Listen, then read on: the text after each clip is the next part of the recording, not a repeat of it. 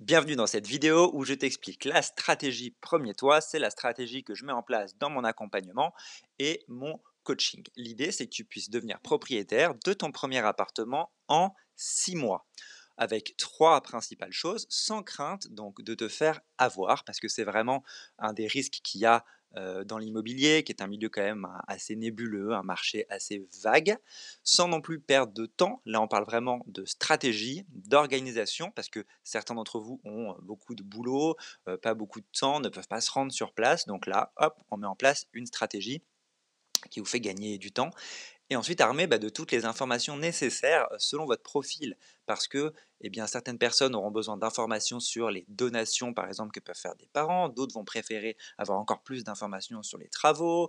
D'autres uniquement sur les négociations. Enfin bon, chacun a des choses différentes. Et moi, c'est tout ce que je veux vous apprendre. Un petit point juste sur le format. Donc le format, ce n'est pas du tout une formation vidéo, hein, c'est vraiment un coaching avec moi. Donc il y a un premier appel de mise en place globale de votre projet. Ensuite, un appel toutes les 2 semaines pendant 6 mois pour qu'on puisse avancer sur les étapes dont je vais vous parler. Et puis surtout, à mon avis, ce qui va vous intéresser beaucoup, une conversation WhatsApp 6 jours sur 7. C'est sur 7 parce qu'évidemment le dimanche je me repose, mais une conversation WhatsApp où vous pouvez me poser toutes vos questions, m'envoyer vos photos, m'envoyer les annonces, m'envoyer les vidéos de vos visites. En tout cas, je veux que ce soit un lien direct pour ne pas perdre de temps et que je puisse vous répondre au plus vite. Alors pour commencer d'abord, à qui s'adresse donc ce coaching?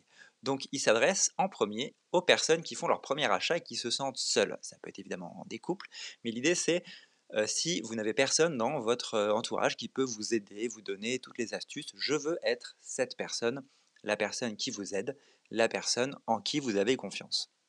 Les deuxièmes personnes, c'est celles qui veulent limiter du coup leur charge mentale. Parce qu'effectivement, il y a une question de charge mentale, de se dire est-ce qu'on a bien fait les choses, est-ce qu'on a bien pensé à tout, est-ce que on n'est pas en retard, en avance, qu'est-ce qu'il faut faire. Voilà, moi je vous donne exactement ce qu'il faut faire au bon moment. Je réponds sur WhatsApp à la moindre question au bon moment aussi, donc vraiment la charge mentale est très limitée. Les troisièmes, c'est donc les personnes qui craignent les arnaques et les mauvaises surprises. Alors ça, vous allez me dire, tout le monde, c'est un peu impensif, tout le monde craint les arnaques et mauvaises surprises. Moi, ce dont je veux parler, c'est surtout les personnes qui les gèrent mal, qui ne savent pas, qui ont un peu peur, comme moi au restaurant, j'ai un petit peu peur de dire quand le plat est trop froid, quand c'est pas le bon, je sais pas trop gérer, c'est les mauvaises surprises. Eh ben, il faut les anticiper, et moi je vous apprends à les anticiper pour qu'il n'y en ait pas, et à vraiment contourner les arnaques pour pas se jeter la tête la première dedans. Ça s'adresse aussi donc aux personnes qui veulent acheter maintenant. Ça, c'est important parce que le coaching, il se met en place dès que vous êtes prêt à y aller. C'est pas du tout quelque chose où je vais vous préparer pendant des semaines et des semaines. Oh là là, non. Moi, ce que je veux, c'est que très vite, vous commenciez les visites, vous ayez votre projet. On va en parler juste après dans les étapes. Et les dernières, c'est un petit peu impensif aussi, mais c'est les personnes qui veulent apprendre à économiser sur l'achat. Pourquoi? Parce que je vous apprends à économiser à chaque instant, à économiser principalement sur le prix de vente. Comment est-ce qu'on fait pour négocier? Oui, il y a des méthodes dont les agents ne parlent pas tous. Il y a ensuite négocier pardon, et économiser sur le prêt. Parce qu'aussi le crédit, c'est un peu nébuleux. Tout le monde parle que, finalement du taux, mais il y a beaucoup d'autres choses à savoir. Dernière chose, alors ça c'est un gros sujet, c'est les travaux. Alors les travaux, il y a à boire et à manger. Non seulement je vous aiderai à savoir quels travaux faut faire, combien ça coûte, je pourrais même vous recommander des entreprises si vous êtes en région parisienne. Et puis, voilà, c'est vraiment ce dont vous allez avoir besoin pour économiser, au maximum et honnêtement, ça vous fera une belle somme. Maintenant qu'on a dit ça, pour quelle personne ce n'est pas? Alors ce n'est pas pour vous, pour les personnes qui veulent du clé en main. Ce n'est pas ce que je fais, je ne fais pas les visites à votre place, je ne cherche pas les annonces, je ne fais pas tout ça. Ça, c'est un autre métier qui est le métier de chasseur d'appartements. Ça coûte beaucoup plus cher, mais surtout, c'est quelqu'un qui va prendre vos critères et juste vous trouver un appart. Il a un intérêt quand même à vous vendre l'appart qu'il a trouvé parce qu'il ne sera payé qu'à ce moment-là. C'est pour ça que c'est pas forcément la meilleure personne pour vous conseiller. C'est pas non plus pour vous, pour les personnes qui veulent acheter, mais plus tard. Non, si vous voulez acheter plus tard, constituez votre rapport maintenant, consommez mon contenu sur les réseaux, sur Instagram, sur YouTube, mais voilà, commencez par ça et puis recontactez-moi au moment où vous serez en mesure d'acheter, de vous lancer. C'est pas non plus pour les personnes qui veulent une formule magique et non, il va quand même falloir bosser. Il va falloir réfléchir, il va falloir faire des concessions, il va falloir, se déplacer, vraiment, voilà, pour les visites, il y a pas le choix. Donc pas de formule magique, c'est pas en claque des doigts et vous achetez. Non, il y a un peu de boulot. Et enfin, c'est pas trop pour les personnes qui sont expérimentées, dans le sens où si vous avez déjà acheté 2, 3, 4 appartes, je suis pas sûr que ce coaching il vous serve beaucoup. Parce que moi, j'aide vraiment les gens qui n'y connaissent rien pour répondre à toutes les questions. Mais si vous avez déjà une très bonne visibilité de tout, je peux bien sûr vous aider, je le ferai avec plaisir, mais j'ai peur que vous soyez un peu déçus et que vous n'ayez pas la totalité des infos. Bon voilà, maintenant qu'on a dit ça, je vais vous raconter exactement, étape par étape, comment je vais vous aider du début à la fin. Donc on va commencer, tac, avec la première étape selon moi, et c'est très important de commencer par celle-ci et pas par une autre, c'est définir son projet idéal. L'erreur que font beaucoup de personnes, c'est de commencer par regarder des annonces. Le problème, c'est que vous regardez les annonces, vous voyez qu'il n'y a rien qui vous plaît ou que c'est trop cher et vous vous découragez. C'est normal, les annonces, en fait, ce qu'il y a en ligne, vous n'avez que les annonces des biens qui ne sont pas vendus. Tous les appartements super, les agents les ont vendus aux gens qui connaissent. Tous les appartements normaux, on met l'annonce en ligne, et puis au bout de quelques jours, on l'enlève parce qu'on a largement assez de personnes qui nous ont contactés pour visiter, puis on la remettra plus tard si on n'a personne, mais pas plus. Donc il ne faut pas commencer par ça. Il faut commencer par définir votre projet idéal. Ça sert à chercher l'appartement qui vous correspond parfaitement, donc à ne pas s'éparpiller, à ne pas perdre des heures à éplucher des annonces inutilement. Donc ensemble, on passe les 3 étapes. La première, c'est décider de l'appartement, le projet. Donc est-ce que par exemple, vous allez faire une résidence principale ou un investissement locatif ou les deux? Et c'est important parce que c'est pas pareil d'acheter une résidence principale ou du locatif. Quels sont les critères qui sont importants pour vous? Là, moi, je vous aide à dire, vous rappeler certains critères, à vous dire aussi quels critères vont pas les uns avec les autres. Par exemple, lumineux et en rez-de-chaussée, ça va pas ensemble, c'est très dur à trouver. Aussi calme et dans un immeuble ancien, ce sera extrêmement calme. Ou dans un immeuble ancien et des super performances énergétiques, c'est difficile. On discute ensemble de tout ça pour vraiment faire votre appart idéal avec des critères réalisables. Ensuite, la zone, si elle est clairement définie, et ben ça pareil, on discute ensemble de savoir quelles sont les zones qui vous intéressent. Le but, c'est d'avoir là juste un projet clair, vraiment le projet quand même de vos rêves, mais clairement défini. La deuxième partie, c'est donc de définir votre budget, savoir combien il est possible d'emprunter, donc savoir par exemple si on va appeler un banquier, un courtier, savoir avec votre salaire, vos boulots, combien on peut emprunter. Est-ce que vous pouvez bénéficier de prêts aidés? Je pense notamment là au PTZ, le prêt à taux zéro dans le neuf, mais il y en a d'autres, voir donc si vous êtes éligible. Quel est le montant de votre apport? Est-ce qu'on peut le booster? Est-ce qu'il y a des choses intelligentes à faire?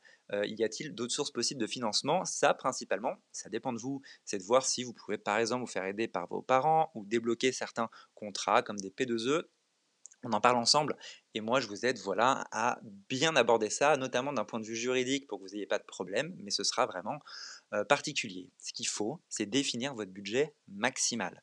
Je ne parle pas à l'euro près, mais franchement aux milliers d'euros près, parce que l'idée, c'est que, imaginons que vous trouvez votre appartement de rêve, mais il est un peu plus grand, mais il est un peu plus cher. Alors, est-ce que vous pouvez le faire ou pas? Est-ce que vous pouvez faire l'offre dans la journée ou pas? C'est ça qui compte, c'est ça qu'il faut savoir, c'est ça qu'on va bosser. Je veux comprendre votre budget précis. C'est ce que je précisais ici.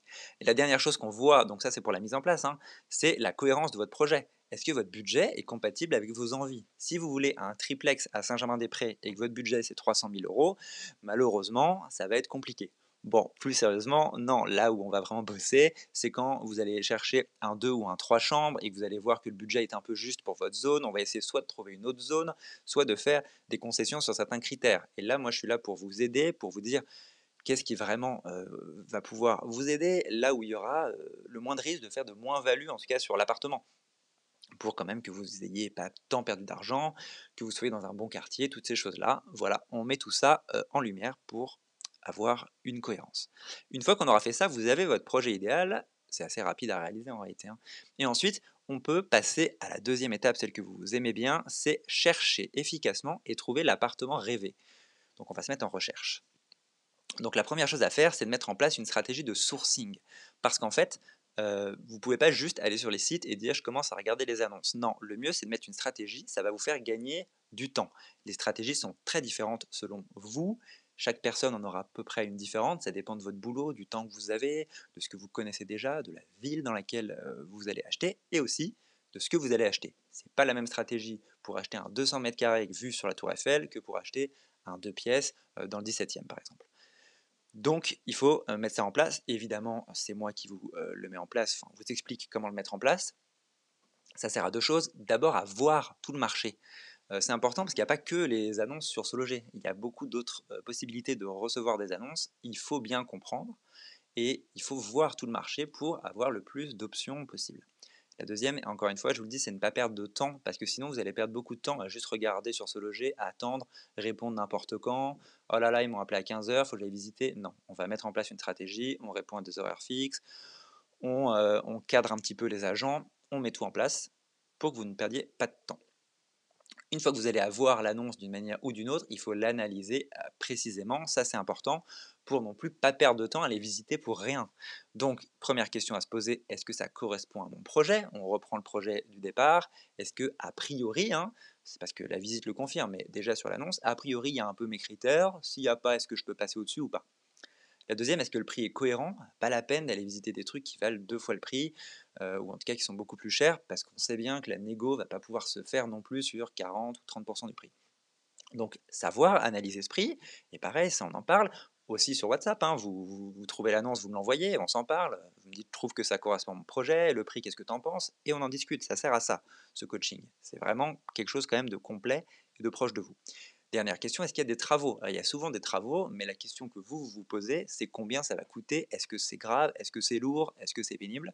Pareil, ça, je vous apprends à le faire dans un premier temps, mais après, vous n'hésitez pas à moi me le demander, m'envoyant des photos ou en posant des questions. L'idée, c'est qu'on puisse savoir est-ce que ça vaut le coup de visiter. Plus vous allez en voir, plus vous allez avoir l'œil, hein, évidemment, mais c'est important de le traiter. Ensuite, eh bien, vous allez organiser une visite. Je vous dis comment obtenir évidemment une visite et donc visiter efficacement. Donc il y a toujours les 3 aspects. Le premier, c'est l'aspect pratique, c'est est-ce que mes meubles rentrent? Est-ce que ça me plaît? Est-ce que je pense que je peux faire quelque chose de cet appartement? Donc ça, c'est vous qui voyez. Le deuxième, c'est l'aspect technique et donc là, c'est l'aspect travaux. Là, ce que je veux savoir, c'est est-ce qu'on peut faire ce qu'on veut faire déjà, par exemple déplacer une cuisine, refaire une salle de bain, est-ce qu'on va pouvoir mettre les éléments là où on veut? Et en deuxième, enfin, bon, en premier quand même, bon, il y a tout l'aspect sécurité globale générale. Est-ce qu'il faut refaire l'électricité? Est-ce qu'il faut changer les fenêtres? Combien ça coûte? Tout ça, ça doit se voir à la visite. Il faut absolument arriver à le cadrer. Dernière chose, l'immeuble et le quartier. Essayez d'estimer dans quel état est l'immeuble. Est-ce qu'il est bien? Est-ce qu'il me plaît? Est-ce que ça a l'air d'être bien? Et le quartier, est-ce que voilà, c'est un quartier intéressant, un quartier en devenir, est-ce que c'est pas trop bruyant? Toutes ces choses-là. Et là, moi, je vous aide, je vous donne évidemment une checklist à remplir. Je vous demande de faire des vidéos, de me les envoyer sur WhatsApp, comme ça, moi, eh ben, je peux aussi visiter l'appartement d'une certaine manière, et puis vous aider, répondre à vos questions, ajouter les éléments que vous n'auriez pas vus. Une fois que vous avez fait ça, eh ben, il va falloir en faire certaines quand même, hein. En moyenne, on pense qu'il y a à peu près 7 à 8 visites à faire. Ça dépendra de votre projet, s'il faut en faire plus. Mais une fois que vous avez trouvé l'appartement qui vous plaît, eh ben, il va falloir négocier et faire une offre. Alors pas forcément, peut-être que ce sera l'appartement incroyable et je vous dirais ne négociez pas, faites une offre au prix, vous n'en aurez jamais un autre comme ça. C'est quand même peu probable. À mon avis, il va falloir négocier et faire une offre. Et donc, pour négocier, on fait d'abord 3 analyses. La première analyse, c'est l'analyse juridique des documents que vous aurez envoyés à l'agent. Donc les diagnostics, je vous apprends à les lire, déjà pour que vous sachiez le faire. Et ensuite, encore une fois, vous me les envoyez, ceux de vos apparts. Je les lis aussi pour voir si vous n'avez bien tout vu, si vous n'avez pas raté quelque chose. Les procès-verbaux d'AG, donc d'assemblée générale, bien comprendre comment on les lit, bien comprendre comment marche la copropriété. C'est tout ça que je vous apprends. Ensuite, il y aura d'autres documents, notamment le document des charges annuelles. Bon, il faut analyser tout ça pour bien comprendre juridiquement où est-ce qu'on met les pieds et voir si ça nous plaît. Deuxième, c'est l'analyse, oh, je vais y arriver, dis donc, l'analyse du marché. Donc ça, c'est savoir si c'est le bon prix. Et donc ça, c'est comprendre ce qu'on achète, quel est le bon prix, quel est le vrai prix rénové, est-ce que je peux déduire les travaux du prix. En tout cas, voilà, on essaye de comprendre comment est le marché, si c'est bien présenté, si c'est un bon coût ou pas. La dernière, c'est l'analyse technique, et donc cette analyse, c'est donc bien de savoir les travaux, à peu près combien ça va coûter, combien on peut répercuter sur le prix pour bah voilà, avoir une vision globale. Une fois que vous avez ça, vous comprenez bien où vous mettez les pieds, combien ça devrait coûter, combien il va falloir dépenser en travaux, et donc quel est le package pour avoir cet appartement. À ce moment-là, Je vous apprends et je vous demande absolument de mettre en place les stratégies de négociation. Elles dépendent de l'appartement, du projet, de la personne que vous avez en face, mais il y a beaucoup de choses à faire. Si vous êtes avec un propriétaire en direct, eh ben, il faut savoir pourquoi il vend. On peut essayer de jouer sur différentes cordes pour négocier. Si vous êtes avec un agent immobilier, ben, vous pouvez aussi vous appuyer sur lui pour comprendre quelle est la marge de négo. En tout cas, il y a différentes choses à faire selon le profil de la personne en face. Si vous avez une barre de fer, quelqu'un qui est prêt à négocier, une succession, bon, ça dépend. Il y a des stratégies différentes. Le but, c'est de vous faire économiser au maximum. Et là, honnêtement, c'est là où vous allez trouver toute la plus-value financière, en tout cas de mon accompagnement. Vous allez rembourser ça 5 fois, 6 fois, 8 fois, enfin directement, rien que sur cette partie-là. Une fois que vous aurez mis d'accord sur un prix et que vous savez en fait que le propriétaire va plus ou moins l'accepter, on rédige l'offre. Je vous donne, bon, ça c'est simple, juste le petit document pour que vous la rédigiez de manière safe, et puis vous l'envoyez pour qu'elle soit acceptée. On passe à ce moment-là à l'étape 4, on lance l'acquisition. Donc là, ce qui va se passer, c'est qu'en fait, il va falloir, une fois que c'est accepté, que vous choisissiez votre notaire. Si vous en avez déjà un, c'est super, le notaire qui s'est déjà occupé de vous. Si vous n'en avez pas, bon, bah, moi je pourrais vous en conseiller, mais bon, ce sera très important de passer par un notaire qui va rédiger la promesse de vente.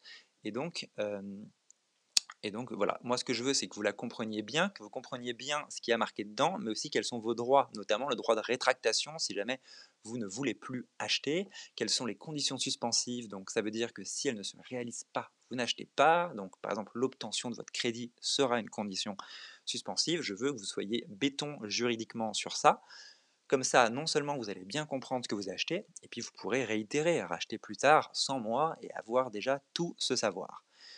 Une fois que vous aurez bien compris tout ça, eh bien, vous allez le signer. Et on arrivera aux deux dernières étapes sympas, négocier et valider le crédit. Donc là, ce sera soit avec la banque, soit avec le courtier, selon ce qu'on aura vu. Et on va négocier les clauses qui vous intéressent, parce qu'il n'y a pas que le taux, oui, il y a le taux, mais il y a aussi, par exemple, le remboursement anticipé, ça peut vous intéresser. Euh, il y a aussi l'assurance emprunteur, c'est des choses, il faut voir si vous voulez les négocier ou pas, ça dépend de pas mal de points. C'est très personnel, très personnalisé, mais c'est quelque chose sur lequel je veux vous former. Encore une fois, il y a pas mal d'argent à gagner sur les sûretés aussi. Est-ce qu'on va prendre une garantie hypothécaire ou pas? Ça coûte un peu d'argent. Voilà, c'est des choses vraiment qu'il faut voir et qui sont intéressantes. Dernière chose, revisiter et valider les travaux. Oui, une fois que vous avez signé, vous passez à l'étape de la revisite et donc